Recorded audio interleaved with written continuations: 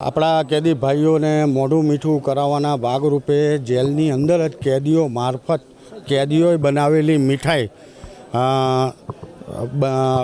વિતરણ કરી એમનું મોઢું મીઠું કરાવવાના હેતુથી એક એ અને બીજું વૃક્ષારોપણને પણ પ્રોત્સાહન મળે તો કેદી ભાઈ તરફથી બંદીવાન ભાઈ તરફથી પોતાની બેનને વૃક્ષારોપણના ભાગરૂપે એક વૃક્ષનું છોડ એમને ભેટ આપવામાં આવે એવી વ્યવસ્થા કરવામાં આવેલી છે। સાથે સાથે જેલની શિસ્ત સલામતી જળવાઈ રહે, કોઈ અનિચ્છનીય બનાવ ન બને તે રીતે અમે અમારા જેલના સ્ટાફને, અમારા અધિકારીઓને તેમજ સ્થાનિક પોલીસની પણ અમે મદદ લઈ અને આ વ્યવસ્થા ગોઠવવામાં આવેલી છે।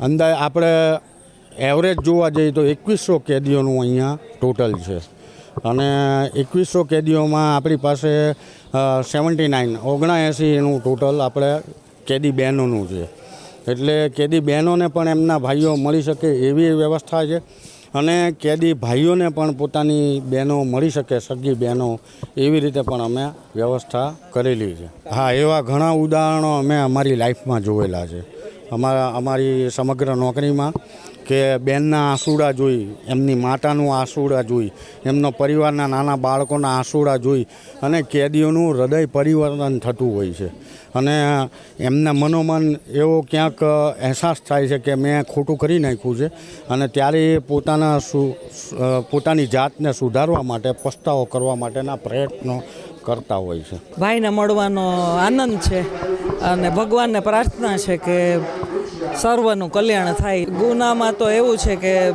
અમને એવું લાગે છે કે મારા ભાઈ નિર્દોષ છે, પછી જોઈએ। અહીંયા વધારે ભાવસભર ને વધારે લાગણી વશ થઈ જવાય। ઘરે શું છે કે રાખડી બાંધતા હોય તો નિરાતે ભાઈ બહેન મળતા હોય, આનંદ કિલ્લોલ કરતા હોય, સાથે કલાક 2 કલાક માણીએ કે સાથે લંચ ડિનર કરીએ।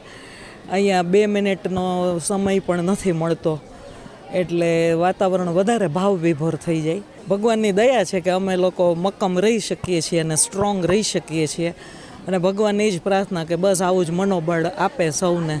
ભાઈને ગુડ હેલ્થના આશીર્વાદ આપ્યા અને બસ સર્વ મંગલના આશીર્વાદ આપ્યા। માહોલ તો સાહેબ જી રક્ષાબંધન ઘરે જ રાખડી બાંધતા હતા, એના કરતાં થોડોક અમને દુઃખ લાગે અમારી બહેનો અહીંયા આવે છે, અમે ગુનો કરતા કરી ગયા પણ અમે હવે અફસોસ થાય છે અમને એમ કે બીજી વાર આવો ગુનો કરાય નહીં। આમ જેલ પ્રશંસા બહુ મસ્ત છે સાહેબ, બધો સારો રાખે, બધો સંદેશો સાહેબ બહુ મસ્ત ને આ લોકો જેલવાળા છે જે સાહેબ, આ જેલર સાહેબ, અધિકારી, એ બધો સારો કરે છે સાહેબ, બધો ગુનો ન કરી, બધો અમારે એવો શીખવે અંદર કે તમે એવો બીજી વાર ક્યારેય ગુનો કરતા નહીં, સારું બધું અમને અહીંયા કરે છે।